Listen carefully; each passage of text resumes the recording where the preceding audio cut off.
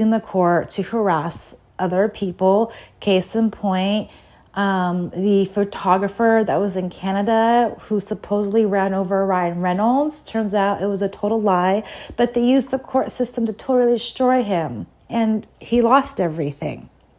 Okay?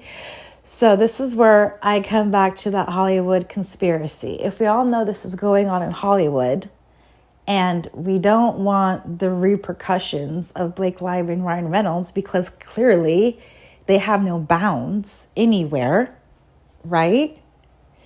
Then wouldn't you want a way or want an opportunity to just, I don't know, take advantage and take them out?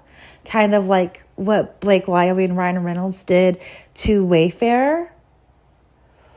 What if there was whispers going on that Wayfair wanted to sue Blake Lively, right, for civil extortion, possibly Ryan Reynolds for defamation or civil extortion too, because didn't they have marketing contracts? Whereas the amnesty clause, what happens to that?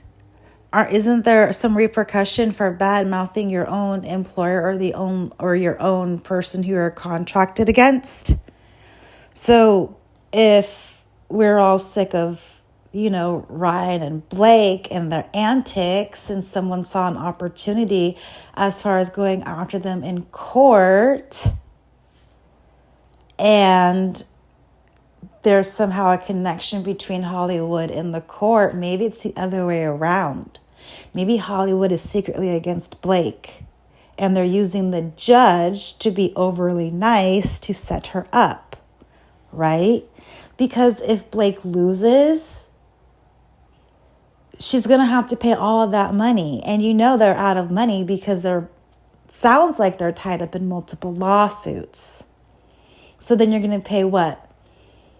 Hundreds of millions of dollars more for an appeal or however much this costs, right? So you're slowly bankrupting them, just like they're trying to do to the other side, right? But if Wayfair loses, they could probably easily win an appeal, and then everything is done and the tables are turned. Because couldn't they win an appeal on the perception of bias, especially with Perez Hilton clearly highlighting that in his filings?